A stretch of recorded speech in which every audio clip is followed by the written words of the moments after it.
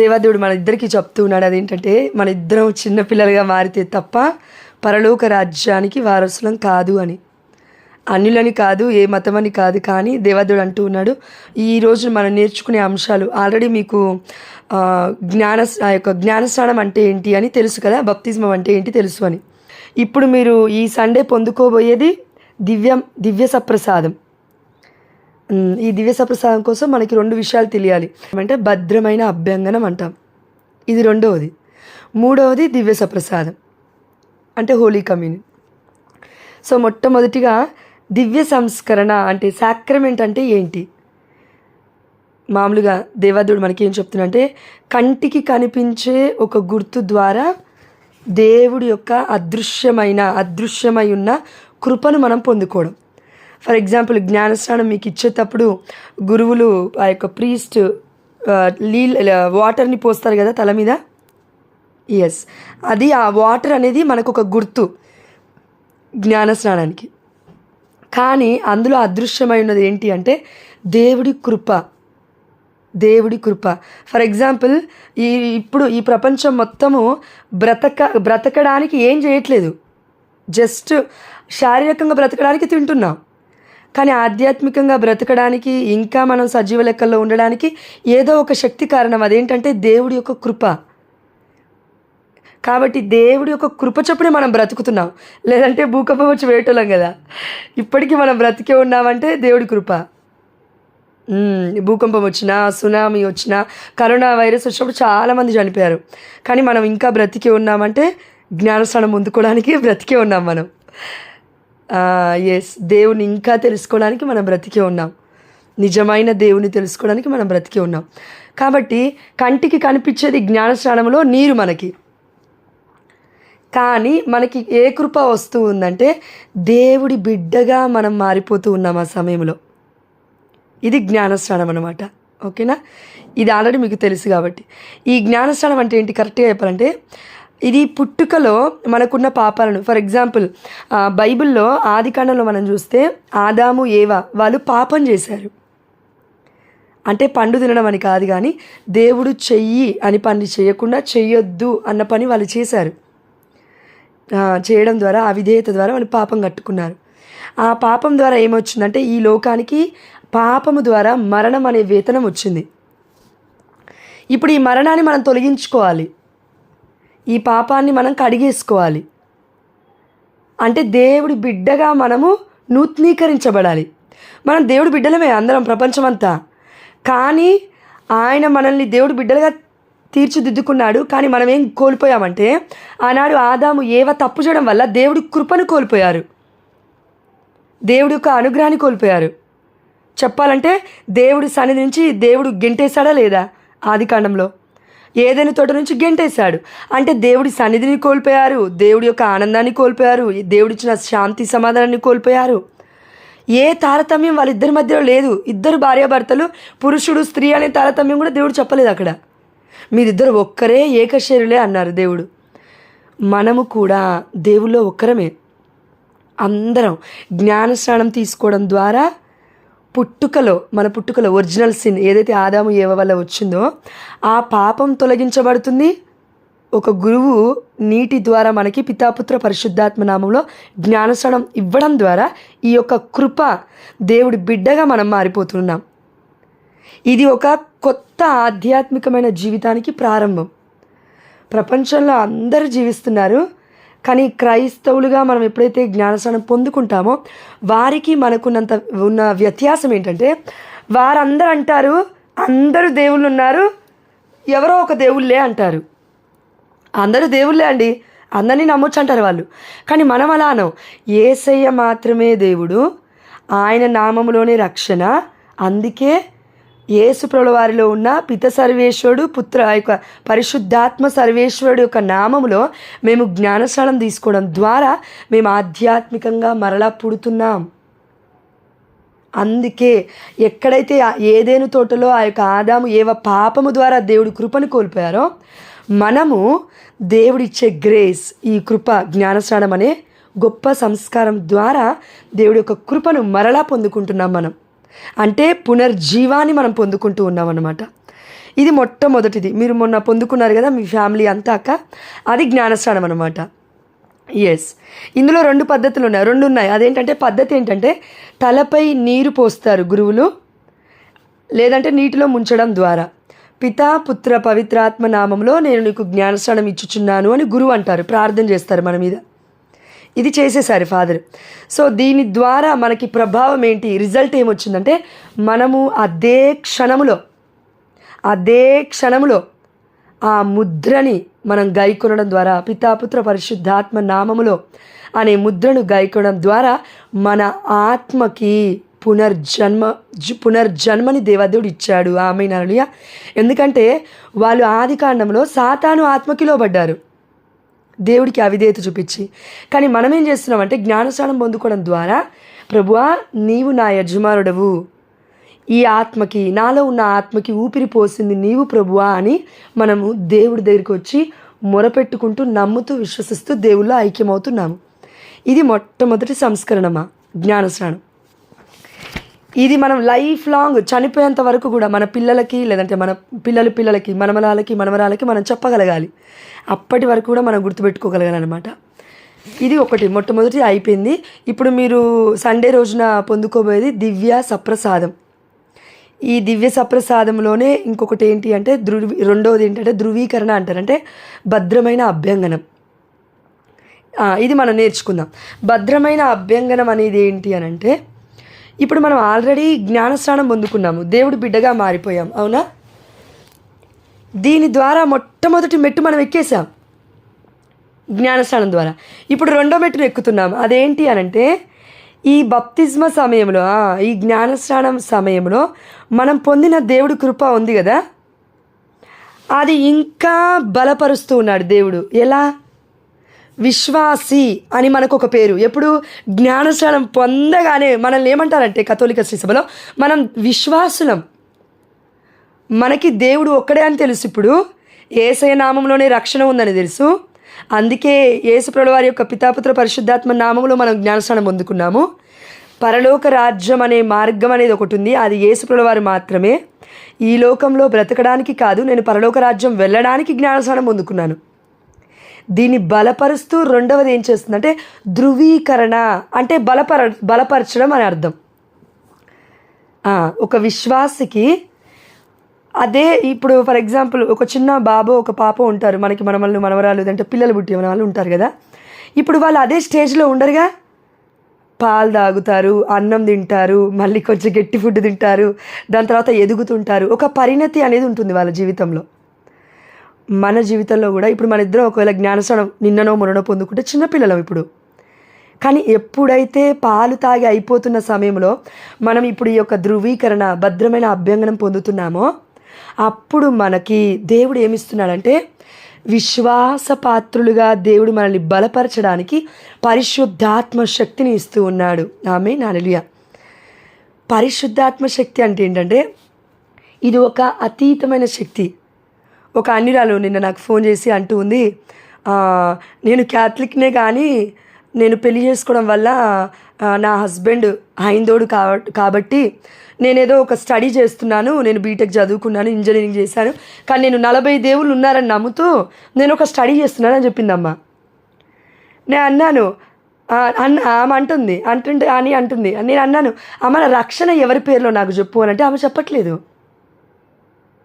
చూడండి, బుద్ధిస్ట్ అయినా ఇంకెవరైనా కూడా మానవులు, వాళ్ళు ఈ లోకంలో పుట్టిన మానవులు. యేసయ్య మాత్రమే చనిపోయిన తర్వాత 3వ రోజు పునరుత్థానుడై చెప్పింది ఏంటంటే నేను నిత్య జీవితానికి మార్గాన్ని అన్నాడు.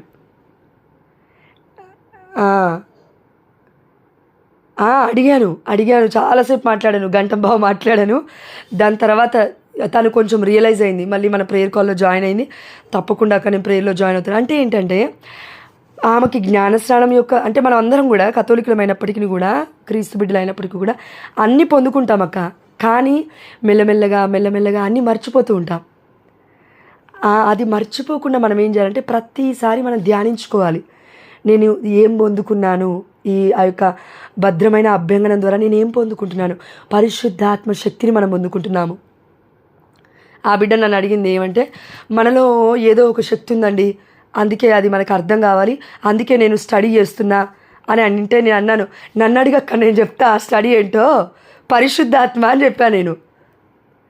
మనలో మనకి అర్థం కాని ఒక అతీతమైన శక్తి దేవుడు పెట్టింది ఏంటి అంటే ఆత్మ. ఆదికాండం 2వ అధ్యాయం 7వ వచనంలోనే ఉంది ఆత్మ. మానవుడి ముక్కు రంధ్రంలో దేవుడు తన ఊపిరిని ఊదాడు అని. ఎస్ అక్క, జీవాత్మను ఊదాడు అని. ఇప్పుడు ఆ జీవ ఆత్మని ఆల్రెడీ ఆదాములో ఉన్నారు, ఎవలో ఉన్నారు. కానీ వాళ్ళు ఏం చేశారు? అవిధేయత వల్ల పోగొట్టుకున్నారు దాన్ని. ఫ్రీడమ్, స్వేచ్ఛను పోగొట్టుకున్నారు, బానిసత్వాన్ని కొని తెచ్చుకున్నారు. అందుకే ఇప్పుడు మనం ఏం చేస్తున్నామంటే ఈ యొక్క పరిశుద్ధాత్మని మరలా పొందుకుంటున్నాము.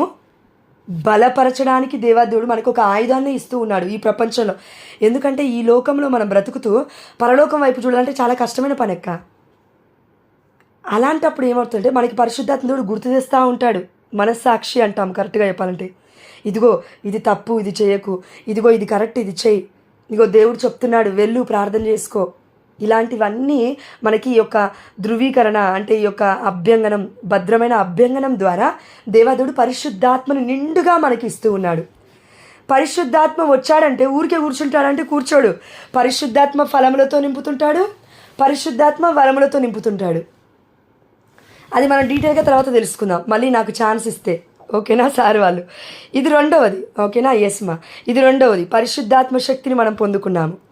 వివరం ఏంటంటే అసలు మనం అంటే వాళ్ళు ఎవరిస్తారు ఇది అని చూస్తే సాధారణంగా బిషప్ గారు నుదిటిపై పవిత్రమైన తైలం పూస్తారు మనకి. మొట్టమొదటిగా మీకు ఇచ్చింది తల్లి మన గురువు యాజకుడు ఇస్తారు, అక్కడ ప్యారిష్ ప్రీస్ట్ ఇస్తారు జ్ఞానస్నానం అనేది. కానీ ఇది పరిశుద్ధాత్మ అభిషేకం కదా. బైబిల్ ప్రకారం అపోస్తులు అంటే బిషప్స్ అనమాట, వాళ్ళు చేతులు పెట్టి శిష్యులందరి మీద ప్రార్థన చేశారు.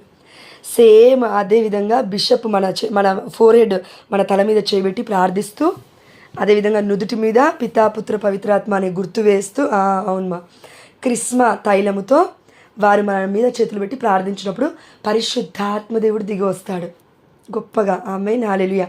ఇది మనం తెలుసుకోవడం వల్ల ఏమవుతుందంటే మనం ఇంకా విశ్వాసంలో బలపడతాం. టైంలో తెలుసుకోకుండా తీసుకోవడం వల్ల ఏమవుతుందంటే ఏం జరుగుతుందో మనకు అర్థం కాదు. ఇలా తెలుసుకోవడం వల్ల ఏమవుతుందంటే నిజంగా దేవుడి ఆత్మ బలంగా మనలో పనిచేయడం ద్వారా దేవుడికి మన పట్ల కలిగి ఉన్న ప్రణాళిక, దేవుడి యొక్క చిత్తము మన ద్వారా దేవుడు చేయించుకుంటాడు తద్వారా. ఎందుకంటే ఒక విశ్వాస చేయాల్సిన పని, జ్ఞానస్నానం తీసుకున్న ప్రతి బిడ్డ చేయాల్సిన పని దేవుని ప్రకటించడం. ఇది కేవలం పరిశుద్ధాత్మ ఉంటేనే సాధ్యం.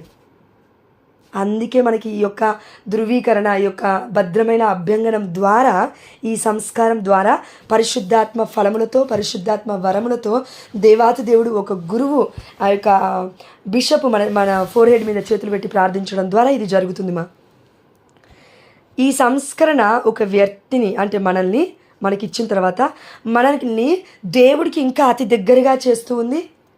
అదేవిధంగా నువ్వును నేనును మన యొక్క చర్చ్, మన సంఘంలో ఒక సభ్యుడిగా, సభ్యురాలిగా ఇంకా బలంగా చూపిస్తుంది. ఒక విశ్వాసులం అని వాళ్ళకి తెలిసిపోతుంది ఈజీగా. అప్పటి నుంచే మనం ఎక్కువగా చర్చ్కి వెళ్ళడం మొదలు పెడతాము. ఎందుకంటే అప్పటి వరకు ఒకవేళ మనం అన్య జీవితాన్ని జీవించవచ్చు. కానీ ఇప్పుడు మనం జ్ఞానస్నానం పొందుకున్న తర్వాత, పరిశుద్ధాత్మని పొందుకున్న తర్వాత ఇక మరలా దేవుడి సన్నిధికి రాకుండా, దేవుడికి దగ్గరగా రాకుండా ఉండలేం. అలా దేవుడు పరిశుద్ధాత్మ దేవుడు మనలో ఉన్నాడు కాబట్టి ప్రేరేపిస్తూ ఉంటాడు. ఇది రెండోది మా. కేవలం మనం ఏం చేసుకున్నాం అంటే జ్ఞానస్నానం, దేవుడి బిడ్డగా మారుతున్నాం. రెండవ సంస్కరణ ఈ యొక్క భద్రమైన అభ్యంగనం ద్వారా పరిశుద్ధాత్మను మనం బలంగా పొందుకొని దేవుల్లో బలపడుతూ ఉన్నాము. ఆత్మ ఫలములతో, ఆత్మవరలతో నింపబడి, అది దేవుడి కృప ద్వారానే జరుగుతుంది. ఇది కూడా ఒకవేళ కొంతమందికి ప్రవచన వరం ఉంటుంది, దేవుడు ఇష్టమైతే ఇస్తాడు దేవుడు అదే సమయంలో, పరిశుద్ధాత్మ అభిషేక సమయంలో గురువు దీవిస్తున్నప్పుడే. ఒకవేళ ఫలాలు అంటాం, ప్రేమ, సహనం, ఓపిక, ఇవన్నీ కూడా దేవుడు మనం అడిగితే. ఇప్పుడు మీకు కుటుంబం ఉంటుంది, ఎన్నో బాధలు, ఎన్నో బాధ్యతలు, ఒక్కొక్కసారి ఓపిక సరిపోదు మనకి. మనం అడగాలి ఈ సమయంలో, ప్రభువా నాకు నువ్వు ఏది ఇస్తే నేను ఈ కుటుంబాన్ని ముందుకు తీసుకెళ్ళగలుగుతాను, నాకు దాన్ని దయచేయి ప్రభువా ఈ యొక్క భద్రమైన అభ్యంగనంలో అని. ఇది రెండోది మా. మూడోది ఇప్పుడు మనం వస్తూ ఉన్నాము దివ్య సప్రసాదం. దివ్య సప్రసాదం అంటే ఏంటి అంటే యాక్చువల్లీ దీని ఉద్దేశం ఏంటంటే దివ్యం అంటే ఏంటంటే పవిత్రమైనది. దివ్యం అంటే పవిత్రమైనది, ఇది పవిత్రమైనది అని అర్థం. చూడండి, పరిశుద్ధమైన గ్రంథంలో అయినా లేదంటే మన క్రైస్తవులు ఎవరైనా బిడ్డలైనా మన గురువులు ఏమని బోధిస్తారంటే, మనల్ని పిలిచిన దేవుడు పవిత్రుడు, మనమును పవిత్రంగా జీవించాలి అని. అవును. అయితే ఇప్పుడు మనం పవిత్రంగా జీవించాలంటే దేవుడు మనకు అంత శక్తి ఇవ్వకుండానే పవిత్రంగా జీవించమంటాడా అంటే లేదు. దేవుడు ఆల్రెడీ మనకు ఒక శక్తి ఇచ్చాడు. దాని పేరేంటంటే పరిశుద్ధాత్మ. భద్రమైన అభ్యంగన పొందుకున్నాంగా. ఇప్పుడు పొందుకున్న తర్వాత ఇప్పుడు మనం పొందుకునే పోయేది అదే అనమాట. సండే రోజు పొందుకున్న తర్వాత మరి ఈ ఇప్పుడు ఫర్ ఎగ్జాంపుల్ ఒక ఎగ్జాంపుల్ చెప్తాను. మన ఇంటిలో ఒక చెట్టు, ఒక విత్తనం నాటాము. ఆ విత్తనము భూమిలో పెట్టిన తర్వాత అది నశిస్తుంది. నశించిన తర్వాత మెల్లగా ఫలిస్తుంది. మెల్లమెల్లగా మొక్క అవుతుంది. మొక్క అయిన తర్వాత ఎండిపోతున్నట్లు అనిపించింది అనుకో మనకి, మనం ఏం చేస్తామంటే నీళ్ళు పోస్తాం. కరెక్ట్ మళ్ళీ సూర్యరశ్మి రావాలి దానికి. మళ్ళీ నీళ్ళు పోసిన తర్వాత కూడా ఎండిపోతుందని మళ్ళీ డౌట్ వచ్చిందనుకో, మొత్తం దాని చుట్టూ పాదు చేసి ఏరు వేసి ఏదో ఒక విధంగా దాన్ని బ్రతికించడానికి మనం ప్రయత్నం చేస్తాం. ఆ సమయంలో ఇప్పుడు నువ్వు నేను జ్ఞానస్నానం పొందుకున్నాము ఆల్రెడీ పొందుకున్నా. మొట్టమొదటిది అయిపోయింది. రెండవది భద్రమైన అభ్యంగనం పొందుకుంటాం ఈ యొక్క ఆదివారం రోజున. అయితే ఏమైందంటే ఈ రెండు పొందుకున్న తర్వాత కూడా మనం అప్పుడప్పుడు ఎండిపోతాం. ఎందుకంటే ఆధ్యాత్మికంగా శక్తి సరిపోవట్లేదు మనకి. ఇప్పుడు మళ్ళీ వచ్చి గురువు మళ్ళీ ఇస్తాడా భద్రమైన అభ్యంగనం అంటే ఇవ్వరు, అది ఒకసారి మాత్రమే ఇస్తారు. అయితే ఇప్పుడు మనకి పోషణ కావాలి అంటే మనం ఆధ్యాత్మికంగా ఒక మొక్కలాగా ఎదగాలి, దానికి ఎరువు కావాలి, దానికి నీరు కావాలి చెట్టుకి. అదేవిధంగా తల్లి మనకేం కావాలంటే ఒక పోషణ కావాలి, మనల్ని పోషించాలి లోపల ఎవరో ఒక వ్యక్తి. ఆ వ్యక్తి పేరే యేసయ్య. ఆయన ఎలా పోషిస్తున్నాడు మనల్ని అంటే దివ్య సప్రసాదం, దివ్యమైన దేవుని ఆహారం అని అర్థం తెలుగులో. దీని ఉద్దేశం ఏంటంటే ముఖ్యంగా తల్లి, క్రీస్తు యొక్క శరీరం మరియు రక్తమును మనం స్వీకరించడం ద్వారా ఒక విశ్వాసి ఆధ్యాత్మికంగా బలపడతాడు, ఆధ్యాత్మికంగా ఎదుగుతాడు. ఆమేన్, హల్లెలూయా. అందుకే మనం అందరం కూడా ఎక్కడున్నా కూడా కథోలిక శ్రీ సభలో ఐక్యం అవ్వడం ద్వారా ఏం జరుగుతుందంటే ఈ దివ్య సంస్కారాలు తీసుకోవడం ద్వారా ఎంతమంది మీ ప్రపంచవ్యాప్తంగా ఉన్నా కథోలిక శ్రీ సభలో క్రమశిక్షణ ద్వారా ఈ 7 సంస్కరణలు మనం ఫాలో అయ్యి దేవుడి చిత్తానుసారంగా మనం ఉంటే, ఇప్పుడు నువ్వు నేను జ్ఞానస్నానం పొందుకున్నాం, భద్రమైన అభ్యంగనం ఎల్లుండి పొందుకోబోతున్నాం, మళ్ళీ దివ్య సప్రసాదం పొందుకుంటాం కదా. ఇప్పుడు నీలో నాలో ఉన్నది యేసయ్య రక్తం. దివ్య సప్రసాదం అంటే ఏంటి? యేసయ్య దేహము, యేసయ్య రక్తము. ఆయన రక్తము నీలో నాలో ప్రవహిస్తుంటుంది, ఆయన దేహము నీలో నాలో ఉంది. ఇప్పుడు మన ఇద్దరిలో ఒకటే దేహం ఉంది, ఒకటే రక్తం ఉంది. ఇప్పుడు మనం ఇద్దరం వేరు కాదు, ఒక్కరమే. అందుకే దేవుడు ఏమన్నాడంటే నా బిడ్డలు నాలో నా శరీర భాగస్థులు, అన్యులు కూడా నా శరీరంలో భాగస్థులు అని యేసయ్య ఎందుకన్నాడంటే వాళ్ళు కూడా వచ్చి జ్ఞానస్నానం పొందుకుంటారు ఫ్యూచర్లో, వాళ్ళు కూడా వచ్చి ఈ యొక్క అభ్యంగనం పొందుకుంటారు, వాళ్ళు కూడా వచ్చి దివ్య సప్రసాదం ఏంటి తెలుసుకుంటారు అని దేవుడు ఒక మంచి సదుద్దేశంతో దివ్య సప్రసాదాన్ని దేవుడే ప్రతిష్ఠించాడు. ఎక్కడ అంటే మత్తయి సువార్త 26వ అధ్యాయంలో ఉంటుంది అక్కడ యేసుప్రభుల వారు కడరాత్రి భోజనం అప్పుడు అంటారు. బైబిల్ చదువుతారా తల్లి మీరు? ఎస్ కాబట్టి తెలిసిపోతుంది మీకు ఈజీగా. అయితే యేసయ్య అంటూ ఉన్నాడు కడరాత్రి భోజనం అప్పుడు, ఇదిగో ఇది నా శరీరము అని అన్నాడు రొట్టెని తీసుకొని. దాని తర్వాత మళ్ళీ అన్నాడు ఒక పానాపాత్రము తీసుకొని ఆ యొక్క ద్రాక్షరసం తీసుకొని, ఇదిగో ఇది నా రక్తము, ఇది మీరు తాగండి అన్నాడు. చూడండి, చాలామంది హైందవులకైనా కొత్తగా వచ్చే వాళ్ళకైనా మన కథోలిక శ్రీ సభ కాకుండా 4400 వర్గాలు ఉన్నాయక్క ఈ యొక్క ప్రాటెస్టెంట్ సహోదరి మనులు. వాళ్ళందరూ ఏమంటారంటే ఇది సింబాలిక్, ఏదో గుర్తుకు చేస్తున్నారని. తప్పది, గుర్తుకు కాదు, అది మ్యాండేటరీ, అది మనకి తప్పక అవసరం. పోషించాలి అంటే ప్రతిరోజు మనలో దేవుడు ఫలించాలి. ఒక మొక్కకి ప్రతిరోజు నీళ్ళు కావాలి, ప్రతిరోజు ఆహారం కావాలి, ప్రతిరోజు సూర్యరశ్మి కావాలి. ఒక 4-5 రోజులు దానికి సూర్యరశ్మి లేకపోతే, నీళ్ళు లేకపోతే ఎండిపోతుంది ఆ చెట్టు. మనలో కూడా ఆత్మ ఎండిపోతుంది. దేవుడు అంటే ప్రేమ ఉండదు ఇక మెల్లమెల్లగా. అప్పుడెప్పుడో జ్ఞానస్నానం పొందుకున్నాను, అప్పుడెప్పుడో నేను భద్రమైన అభ్యంగనం పొందుకున్నాను, అప్పుడెప్పుడో దివ్య సప్రసాదం తీసుకున్నాను, ఏదో నామకే వాసు క్రైస్తవురాన్ని క్రైస్తవుని ఏం అవసరం లేదులే అనుకుంటారండి కొంతమంది. కానీ మనకి దేవుడు ఏం చెప్తున్నా అంటే ఇది నేను ఇచ్చాను మీకు అంటున్నాడు యేసయ్య స్వయంగా. ఇది నా శరీరము అంటే అక్కడ చూడండి అక్క, ఇది గొర్రె శరీరం అని దేవుడు అనలే. పాత నిబంధనలో గొర్రెపిల్లని మీరు కొయ్యండి, గొర్రెపిల్ల రక్తాన్ని మీరు తాగొద్దు, దాని శరీరాన్ని మీరు భుజించండి అన్నాడు దేవుడు. కానీ దాని రక్తాన్ని మాత్రం బలిపీఠం దగ్గర ప్రోక్షించండి అని మోషే ద్వారా కొంతమంది ప్రవక్తల ద్వారా దేవుడు చెప్పాడు వాళ్ళకి. కానీ కొత్త నిబంధనకు వచ్చేసరికి యేసయ్యే దేహముగా యేసయ్యే రక్తముగా మన కోసం మారిపోయాడక. అందుకే యేసయ్య అంటున్నాడు ఇది నా శరీరము, దీన్ని మీరు భుజించండి, ఇది నా రక్తము, దీన్ని మీరు పానము చేయండి, ఇది నా రక్తము చేత చిందబడిన నూతన నిబంధన. ఆమేన్. కాబట్టి నూతన నిబంధనలోకి ఇప్పుడు మనం వచ్చామక్క. ఒక నిబంధన, దేవుడు ఏర్పరిచిన ఒక సిద్ధపాటు, దేవుడు ఏర్పరిచిన ఒక క్రమ పద్ధతి, లేదంటే దాన్ని ఏమంటాము అంటే దేవుడు మనల్ని ప్రతిరోజు బలపరచడానికి ఒక ఆయుధంలోకి, ఒక సంస్కరణలోకి మనల్ని తీసుకొస్తూ ఉన్నాడు. దాని పేరే దివ్య సప్రసాదం. ఇప్పుడు మనల్ని దేవుడి ఆత్మ మనం పోషిస్తూ ఉన్నప్పుడు రోజు దివ్య సప్రసాదం తీసుకోవడం ద్వారా ప్రతి వారము లేదంటే ప్రతిరోజు దివ్యమైన బలి పూజ ఉంటుంది. అవునాక? ఎస్, ప్రతిరోజు దివ్యమైన బలి పూజ ఉంటుంది. అయితే ఆ దివ్యమైన బలి పూజలో మెయిన్ ఆ యొక్క నడి పూజలో మనం తీసుకుంటుంది దివ్య సప్రసాద నాదుని. అంటే ఒక సాధారణమైన చెప్తాను ఉద్దేశం మనం నేర్చుకున్నాము. అదేంటంటే మనం చర్చితో ఐక్యపడుతూ ఉన్నాము యేసయ్య యొక్క దివ్య సప్రసాద నాదుని తీసుకోవడం ద్వారా. అంటే ఒక సాధారణమైన రొట్టె, ఒక సాధారణమైన ద్రాక్ష రసము యేసయ్య నిజమైన దేహముగా, యేసయ్య నిజమైన రక్తముగా మారడాన్ని మనం ఏమంటామంటే, కథోలిక శ్రీసభ ఏమంటుందంటే ట్రాన్స్సబ్స్టాన్షియేషన్ అని అంటుందక్క. ఇది ఎక్కడ జరుగుతుంది అని అంటే దివ్యమైన బలి పూజలో అంటుంది. దివ్యమైన బలి పూజ అన్ని ప్రార్థనలకు మించిన ప్రార్థన ఇది.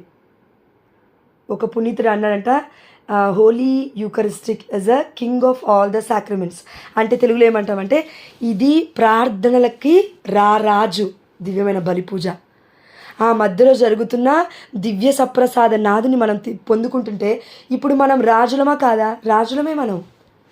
మనం రాణులము, మనం ప్రవక్తలము, మనము దేవుడి బిడ్డలము అని దేవాదేవుడు కొత్త నిబంధనలో చెప్తున్నాడు. అందుకే జ్ఞానస్నానం పొందుకున్న ప్రతి బిడ్డ దేవుని ప్రకటించవచ్చు, కేవలం గురువులే కాదు.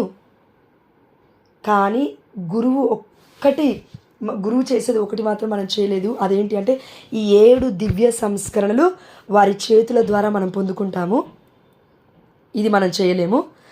రెండవది, దివ్య బైన బలిపీఠం ముందు దివ్య సప్రసాద నాదుడుగా యేసయ్య దివ్యమైన దేహముగా, దివ్యమైన రక్తముగా సాధారణ రొట్టె, సాధారణ ద్రాక్షరసం మారాలంటే అక్కడ యేసయ్య హస్తం ఉండాలి. అంటే యాజకుడి హస్తం ఉండాలక్క, పాస్టర్ల హస్తం కాదు. ఇప్పుడు నేను నా భర్త ఇప్పుడు నేను పరిచర్యలో ఉన్నాను కంప్లీట్గా 4 ఏళ్ళ నుంచి. ఆయన కూడా దేవుడి దగ్గరలో వచ్చాడనుకో, ఇప్పుడు నేను నా భర్త దివ్య సప్రసాదాన్ని ఇవ్వలేంగా, అయోగ్యకరం అది. అట్లనే అక్క ఇప్పుడు ప్రాటెస్టెంట్స్ వాళ్ళు కూడా అయోగ్యకరం చేస్తున్నారు. తప్పు కదా, అది బైబిల్కి విరుద్ధం అది. కానీ ఒక పెళ్లి చేసుకొని యాజకుడు, ఇప్పుడు మీకు పిల్లలు ఉన్నారక్క, ఒక బాబు ఉన్నాడు అనుకోండి, ఇప్పుడు ఆ బాబుని మీరు యాజకుడు, గురు పట్టాభిషేకం అంటాము. ఏడో సంస్కరణ అది, ఇందులో 7వది. అది దానికి ఒక యోగ్యత ఉంది. నీ బిడ్డను నువ్వు ప్యూర్గా పెంచి పవిత్రంగా దేవుడికి సమర్పించేశావు. అందుకే దేవుడు అంటున్నాడు పవిత్రత లేకుండా దేవుణ్ణి ఎవరు దర్శించలేరు. ఇది లేకుండా ఎట్లా దేవుణ్ణి మనము యేసుప్రభువు వారి యొక్క శరీర రక్తాన్ని పట్టుకొని ఇంకో బిడ్డకి ఎట్లా ఇస్తాం మనం? తప్పు కదా అది. అందుకని గురువు చేతుల ద్వారా మాత్రమే ప్రపంచంలో ఉన్న ఎవరైనా సరే దివ్యమైన సప్రసాదాన్ని లోకొనొచ్చు. కానీ అక్కడ తప్పక యాజకుడు ఉండాలి. ఎస్మా, ఇది మనం తెలుసుకోవాలి. ఇది తెలుసుకున్నప్పుడు ఏంటంటే ఫ్యూచర్లో మనకి ఎన్నో టెంప్టేషన్స్ వస్తాయి. దేవుడి యొక్క ఆహారం ఇక్కడ ఇస్తున్నారు, అక్కడ ఇస్తున్నారు, అద్భుతాలు జరుగుతున్నాయి, ఇక్కడికి రండి, అక్కడ రండి అంటారు. కానీ లేదు, దివ్య సప్రసాదం ఉందా ఎక్కడైనా? ఈ 4400 డినామినేషన్స్లో అంటే లేదక్క. వాళ్ళు నెలకొకసారి ఇస్తారు. అది కాకుండా నేను కూడా చూశాను, ఆ యొక్క చేతులలో లేదంటే బస్ స్టాండ్లలో, ఆటో స్టాండ్లలో పెట్టుకొని తిప్పుతూ ఉంటారు ఆ రొట్టెని, ఆ ద్రాక్ష రసాన్ని. కానీ పాత నిబంధన ఏం చెప్తుంది మనకంటే మీరు దబదబా తినాలి అని ఉంది అక్కడ. పాస్కా నియమం. పాస్కా నియమం ఇది, అవునా? పాస్కా బలి, దివ్యమైన గొర్రెపిల్ల ఎవరు? ఇప్పుడు యేసుప్రభువు వారు. ఆయనని మనం ఎట్లా తినాలంటే దబదబా చర్చిలోనే తినాలి. అందుకే ఈ దివ్య సప్రసాద నాదుని, యేసయ్య దేహాన్ని, యేసయ్య రక్తాన్ని మనము యోగ్యకరముగా భుజించాలి, పానము చేయాలి. తద్వారా ఏం జరుగుతుందంటే దేవుడు మనల్ని గొప్పగా దీవిస్తాడు, తన ఆత్మతో మరలా బలపరుస్తాడు. మనం బలహీనత పడతాం కదక్క, మనుషులుగా బలహీన పడతాము. అందుకే మరలా ఆ ముక్కకి నీరు పోయడం ద్వారా బలంగా అవుతుంది, గట్టిగా అవుతుంది. ఎరువేయడం ద్వారా ఇంకా గట్టిగా అవుతుంది ఆహారం తిని. మనము కూడా దేవుడు మన లోపల నుంచి పోషిస్తున్నాడు. చూడండి అక్క, ఇక్కడ ఒకటి మనం ధ్యానిద్దాము. మొట్టమొదటిది ఏంటి అంటే, ఈ యొక్క దివ్య సప్రసాదంలో వాక్యం అనేది అందరికీ తెలుసండి. వాక్యం చదివితే సరిపోతారని అందరు చెప్తున్నారు అక్క. 4400 వర్గాలు ఇదే చెప్తున్నాయి. కానీ కథోలిక శ్రీసభ ఏం చెప్తుంది తెలుసా? యోహాను సువార్త 1:1 ప్రకారం దివ్య సప్రసాదం అంటే మనం కరెక్ట్గా ఆలోచిస్తే, ఆదిలో వాక్కు ఉండెను, ఆ వాక్కు దేవుడి యొద్ద ఉండెను, ఆ వాక్కు దేవుడు ఆయను. ఇక్కడ వరకు కరెక్ట్ అక్క, అందరు కరెక్ట్గా ఉన్నారు, డినామినేషన్స్ కూడా కరెక్ట్గా చెప్తున్నాయి. కానీ కథోలిక శ్రీసభ ఇంకొకటి రూఢీకరిస్తుంది. అదేంటంటే వర్డ్ బికేమ్ ఫ్లెష్. యోహాను సువార్త 1:14 ఇలా ఉంది: దేవుడు మానవుడై మన మధ్యలో నివసించాడు. ఆయన ఒక మానవ రూపుడుగా వచ్చాడు ఈ లోకంలోకి. మానవ రూపుడుగా రావాలంటే అక్క శరీరం కావాలిగా, ఆ శరీరంలో రక్తం ఉండాలిగా. ఆ దేహము, ఆ రక్తమే ఇప్పుడు మనం స్వీకరిస్తూ ఉన్నాం. ఇప్పుడు ఆ దేహాన్ని, ఆ రక్తాన్ని ఒక సాధారణమైన రొట్టె నుండి, సాధారణమైన ద్రాక్షారసం నుండి పరిశుద్ధాత్మ దేవుడు దిగిరావడం ద్వారా దివ్యమైన బలి పూజలో మారినప్పుడు మనం పొందుకుంటున్నాము. ఒక ప్రార్థన చేస్తున్న గురువే అంత అభిషక్తుడైతే మరి మరియ తల్లి గర్భం ద్వారా కదా దివ్యమైన దేవుడి యొక్క రక్తము శరీరం వచ్చింది. బలిపీఠం, అమ్మ మరియ తల్లి గర్భం మొట్టమొదటి బలిపీఠం. అందుకే ఆ తల్లి మధ్యస్థ ప్రార్థన కథోలికులమైన మనం కోరుకుంటాం. వాళ్ళు కోరుకోరు. 4400 వర్గాలు అదనమాట. వర్గాలు ఉన్నాయి, డినామినేషన్స్. కథోలిక శ్రీసభ ఒకటే ఐక్యత, అవి మాత్రం డినామినేషన్స్ అనమాట. అందుకే వాటి వైపు వెళ్ళిపోకుండా ఉండడానికి మనకి టీచింగ్స్ అన్నీ కథోలిక శ్రీసభ ముందే ఇచ్చింది, ఎన్నో సంవత్సరాల ముందే. కాకపోతే ఏంటంటే మనం ప్రతి ఒక్కరికి తెలియకపోవచ్చు ఇవన్నీ. ఇదక్క. మూడోది మనం ఏం నేర్చుకున్నామంటే దివ్య సప్రసాదం గురించి నేర్చుకున్నాము.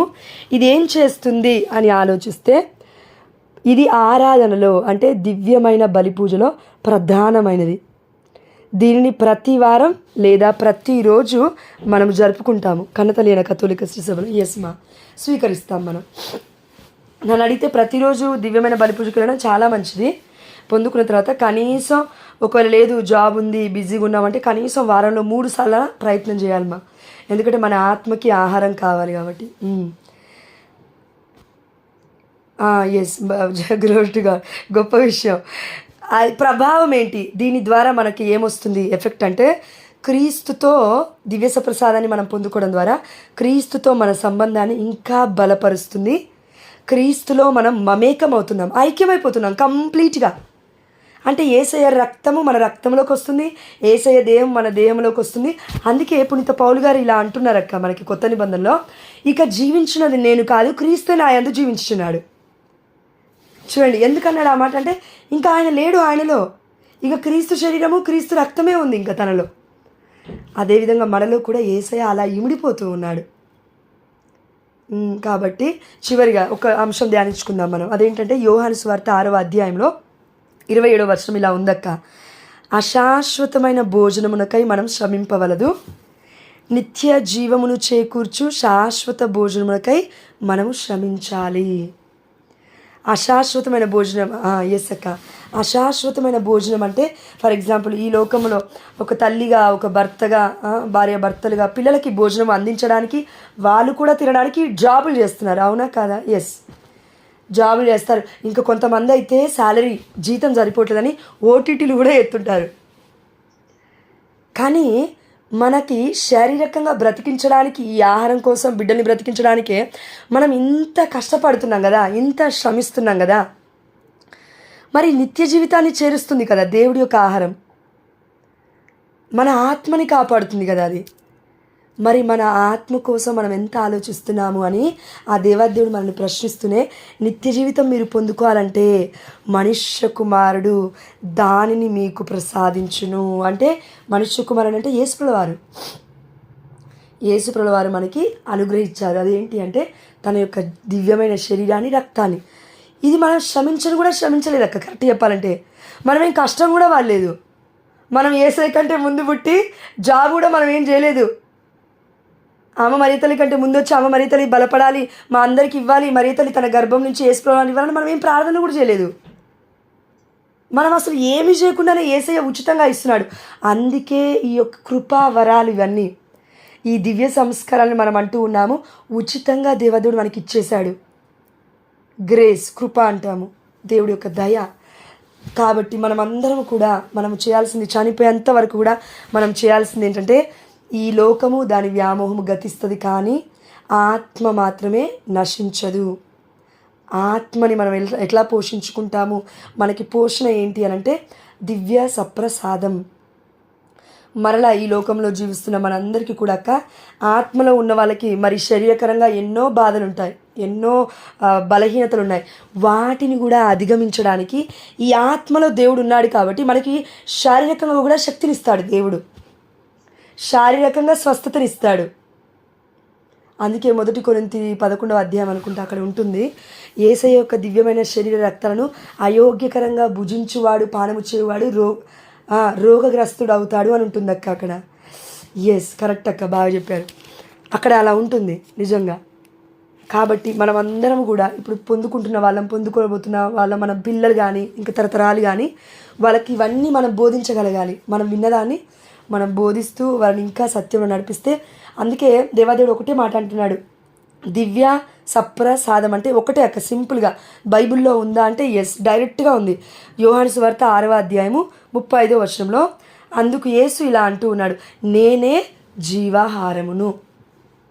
54వ వచనము, నా శరీరమును భుజించి నా రక్తమును పానము చేయువాడు నిత్య జీవితమును పొందును అంటే పరలోక రాజ్యం. అండ్ ఇంకొకటి అక్క, పరలోక రాజ్యం వెళ్ళేంత వరకు మరి ఇదే జీవితాన్ని గడించాలా ఈ లోకం అంటే కాదు. ఎప్పుడైతే యేసయ్య మనలో మమేకం అయ్యాడో దివ్య సప్రసాద నాదుని పొందుకోవడం ద్వారా ఈ లోకంలో ఉన్నప్పుడే మనం దేవుళ్ళు ఆనందించగలుగుతాం. ఎన్ని శ్రమలున్నా, ఎన్ని బాధలున్నా అవి మనల్ని బాధ పెట్టలేవు. ఎందుకంటే మనలో ఈ లోకంలో ఉన్నవాడి కంటే గొప్పవాడు మనలో ఉన్నాడు. ఎవరైనా యేసయ్య. అందుకే పౌలు గారు అంటూ ఉన్నాడు, మన ఎక్కడ ఫిలిప్పీలకు రాసిన లేఖనో ఇక్కడ ఉంటుంది, యోహాను రాసిన లేఖనో ఇక్కడ ఉంటుంది, గుర్తులేదు నాకు, ఈ లోకంలో ఉన్నవాడి కంటే నాలో ఉన్నవాడు గొప్పవాడు. నాలో ఎవరుంటున్నారంటే యేసయ్య రక్తము, యేసయ్య శరీరం. అంటే దేవుడే ఇక నాలో ఉండగా ఇక నాకెందుకు భయం? దేవుడే నన్ను నడిపిస్తుండగా ఇంకెందుకు నాకు భయం? అందుకే దేవుడు అంటూ ఉన్నాడు, పరలోక రాజ్యం అనగా ఏమి అని అంటే తినుట తాగుట కాదు, కానీ నీతి, శాంతి, సంతోషములే. కేవలం దేవుడి రాజ్యం అంటే దేవుడే మనలో ఉండడం. పరలోక రాజ్యం అంటే యేసుప్రభుల వారు. ఆ యేసుప్రభుల వారు మనలో ఉండడమే పరలోక రాజ్యం. ఆమేన్. ఎస్, ఈ భూలోకంలో అందుకే ఉన్నప్పుడు మనం ప్రార్థన చేస్తాం కదా, పరలోక ప్రార్థన. ఆ పరలోక ప్రార్థనలో మనం ఏం చేస్తూ ఉంటాం ఒకసారి చెప్దాం మన ఇద్దరం. పరలోక ప్రార్థన. పరలోకమందునుడు మా యొక్క తండ్రి, మీ నామం పూజింపబడునుగాక, మీ రాజ్యము వచ్చునుగాక, మీ చిత్తము పరలోకమందు నెరవేరునట్లు భూలోకమందు నెరవేరునుగాక.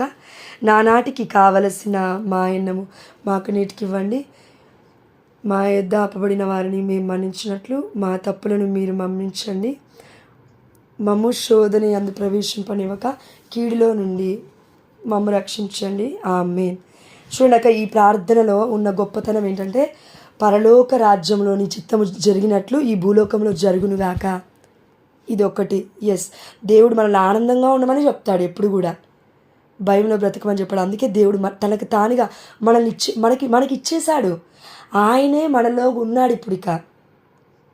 అందుకే దేవుడు అంటున్నాడు, పరులని ప్రేమించండి అని. దేవుడు ఎందుకు చెప్పాడు అంటే అతనిలో ఉన్నది కూడా నేనే. అందుకే దీంతో పాటు ఇంకొక ముఖ్యమైన విషయం, నానాటికి కావలసిన మా అన్నము మాకు నేటికివ్వండి. ఇదేంటంటే అక్క, అశాశ్వతమైన భోజనముకై మనం శ్రమించట్లేము, కానీ శాశ్వతమైన భోజనము మనం అడుగుతున్నాము దేవుణ్ణి. కరోనా సమయంలో చూడండి అక్క, చాలామందికి దివ్య ప్రసాదం అందలేదు, ఎవరొచ్చి ఇవ్వలేదు కూడా. అప్పుడు ఈ ప్రార్థన యొక్క గొప్పతనం మనకు అర్థమై ఉంటుంది. నానాటికి కావలసిన మా ఆయన మాకు ఇవ్వండి అయ్యా అని. కనీసం ఈ యొక్క లోకానికి సంబంధించిన ఈ యొక్క 3 పూటలు తిండి కరెక్ట్ మనం తినకపోయినాక 2 పూటలు తిన్నా బతకొచ్చు. కానీ ఆధ్యాత్మికంగా మనం కరెక్ట్గా లేకపోతే ఈ రోజులలో సూసైడల్ థాట్స్ వచ్చి చచ్చిపోవాలని ఆధ్యాత్మికంగా, మానసికంగా, శారీరకంగా కృంగిపోయి చచ్చిపోయే వాళ్ళ సంఖ్య ఎక్కువగా ఉంది ప్రపంచంలో. ఎందుకంటే యేసు ప్రభుల వారు ఈ లోకానికి వచ్చింది మనల్ని బ్రతికించడానికి. నా బిడ్డలు మరణించినా జీవవంతులే, ఎందుకంటే నేనే వారిలో నివసిస్తున్నాను అని కొలస్సీలకు రాసిన లేఖ 1వ అధ్యాయం 24-27 వర్షంలో మనం చూస్తూ ఉన్నాము. క్రీస్తు నాలో ఉన్నాడు అని పౌలు గారు అంటున్నారక్క. మనం కూడా అదే మాటని మనం అంటూ ఉన్నాము, దివ్య ప్రసాదనాథుని యోగ్యకరంగా పొందుకోవడం ద్వారా. కాబట్టి చివరిగా ఒక్క అంశము, యోహాను సువార్త 6వ అధ్యాయం మొత్తం ఒకసారి మీరు చదవండి అక్క. సార్ వాళ్ళు చెప్పి ఉండొచ్చు, ఒకసారి మీరు చదవండి. అండ్ పిల్లలకు కూడా చెప్పండి.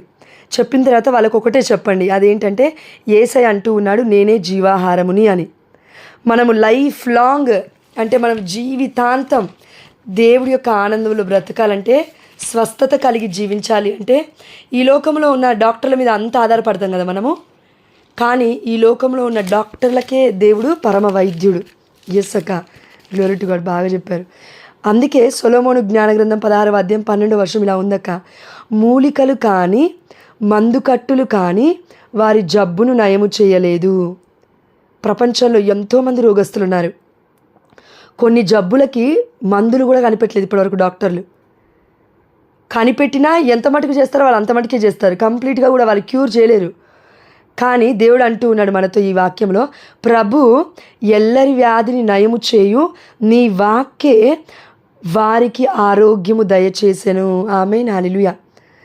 అందుకే దేవుడి యొక్క వాక్యం మనకేంటంట, ఆరోగ్యం ఇస్తుంది. అంత మాత్రమే కాదు, యెషయా గ్రంథం 53:5లో కూడా మనం చూస్తున్నాం, ప్రభువా నా తప్పిదముల కొరకు నీవు గాయపడ్డావు, నా పాపముల కొరకు నీవు నలిగిపోయావు, నీవు అనుభవించిన శిక్ష ద్వారా నాకు స్వస్థత వచ్చింది, నీవు పొందిన దెబ్బల ద్వారా నాకు ఆరోగ్యం కలిగింది. ఆమేన్, హల్లెలూయా. ఇప్పుడు యేసయ్య దెబ్బలు పొందుకున్నాడు తన దేహములో, శిక్ష పొందుకున్నాడు తన యొక్క దేహములో, రక్తాన్ని కార్చాడు తన దేహములో, నింద అవమాన పాలయ్యాడు తన దేహములో, తన జీవితంలో. ఇవన్నీ యేసయ్య శరీరం మీదే కదక్క జరిగింది. ఈ దాడులు మొత్తం దేవుడి దేహం మీదే జరిగాయి. అందుకే ఇప్పుడు ఆ దేహము పవిత్రమైనది. అందుకే ఆ దేహాన్ని తింటున్న మనకి స్వస్థత వస్తుంది. ఆమేన్. అందుకే ఆ రక్తాన్ని తాగుతున్న ఈ ప్రపంచానికి మొత్తము రక్షణ వచ్చింది. ఆమేన్. కానీ ఆ రక్తాన్ని, ఆ దేహాన్ని యోగ్యకరముగా భుజించి యోగ్యకరముగా పానము చేయు వారికి మాత్రమే ఈ వాగ్దానం ఫలిస్తుంది, నమ్మిన వారికి. ఆమేన్. అందరికీ వాక్యం తెలుసక్క, కానీ పాటించే వాళ్ళు కొంతమంది. అందుకే కొంతమందికి మాత్రమే ఈ వాక్యం ద్వారా స్వస్థత జరుగుతూ ఉంటుంది. కాబట్టి దివ్య సప్రసాదం అనేది ఇది లోతైన అంశమక. దాదాపు మన ప్రేయర్ గ్రూప్లో నాకు 2-3 గంటలు సమయం ఇచ్చినా కూడా అలా వెళ్ళిపోతూనే ఉంటుంది వాక్యం. అన్ని ఆధారాలు ఉన్నాయి బైబిల్లో. కాబట్టి మనకి సార్ గంట సరిపోతుందని చెప్పారు, 40 నిమిషాలు అయిపోయింది. కాబట్టి ఈ యోహాను సువార్త 6వ అధ్యాయం చెప్పండి అక్క. నేను ఇది ఒక్కటి అయిపోయినాక చెప్పండి మీరు, ఓకేనా? సరేమ్మా. యోహాను సువార్త 6వ అధ్యాయము 27వ వచనం మళ్ళీ చదువుతాను, వినండి. అశాశ్వతమైన భోజనమునకై శ్రమింపవలదు, మీరు నిత్య జీవమును చేకూర్చు శాశ్వత భోజనమునకై శ్రమింపుడు, మనుష్య కుమారుడు దానిని మీకు ప్రసాదించును. ఆల్రెడీ దేవుడు మనకి ప్రసాదించాడు. ఏలైనా తండ్రి దేవుడు అంటే యావే ప్రభువు ఆయనపై, ఎవరిపై? క్రీస్తుపై అంగీకారపు ముద్రను వేసి ఉన్నాడు అని యేసు సమాధానం ఇచ్చెను. ఇప్పుడు మనందరికీ పరలోక రాజ్యం వెళ్ళాలంటే అక్క, మనకు పరలోక రాజ్యము ఎవరైతే ఓపెన్ చేశారో, ఫర్ ఎగ్జాంపుల్ ఆది కాండంలో ఆదాము ఏవా పాపము చేయడం ద్వారా ఏదైనా తోటను అంటే దేవుడి సన్నిధిని కోల్పోయారు. అలా కోల్పోయిన ఆ సన్నిధి ఇప్పుడు మనం పొందుకోవాలి. వాళ్ళు పాపం ద్వారా పోగొట్టుకున్నారు, పాపము ద్వారా జీవవృక్షం పండ్లు తినకుండా వాళ్ళు అయిపోయారు, పాపము ద్వారా ఏదైనా తోట నుంచి గెంటి వేయబడ్డారు. ఇప్పుడు దేవుడు ఏదైనా తోట అనగా దేవుడి యొక్క పరలోక రాజ్యానికి మనము అర్హులం అవ్వాలి. ద్వారాలు, ఆ పాపపు ద్వారాలు తొలగింపబడి పవిత్రమైన ద్వారం ద్వారా మనం పరలోక రాజ్యం వెళ్ళగలగాలి. ఆ ఎంట్రీ టికెట్ మనకు కావాలి. అందుకే యేసుప్రభుల వారు తన యొక్క దేహము ద్వారా తన రక్తాన్ని చిందించడం ద్వారా ఆ క్షణమే అంతా సమాప్తమైనదని చెప్పాడు యేసుప్రభుల వారు. అందుకే సాతాను రాజ్యం కూల్చివేయబడింది. ఆ సమయంలో పరలోక రాజ్య ద్వారాలు తెరబడ్డాయి. ఆమేన్. ఆ సమయంలో ఇప్పుడు మనం అందరం కూడా పరలోక రాజ్యానికి వెళ్ళడానికి యేసుప్రభుల వారు అన్న మాట ఏంటంటే, నేనే మార్గము, నేనే సత్యము, నేనే జీవము. చూడండి అక్క, చాలామంది నేను మార్గం దగ్గర ఆగిపోతారు. యేసయ్య మార్గం అండి అంటారు, ఆగిపోతారు. రెండవది సత్యం అంటారు, ఆగిపోతారు. బైబిలే సత్యం అని చెప్తారు. కానీ మూడవది మర్చిపోతారక్క, అదేంటంటే జీవం అని చెప్పాడు ఇక దేవుడు. మరి ఆ జీవాహారాన్ని ఎందుకు మనం యోగ్యకరంగా భుజించట్లేము? భుజించాలి. అదే కథోలిక శ్రీ సభలో మనం పొందుకుంటున్నది ఈ దివ్య సంస్కరణ అయిన, మూడో సంస్కరణ అయిన దివ్య సప్రసాదం ద్వారా.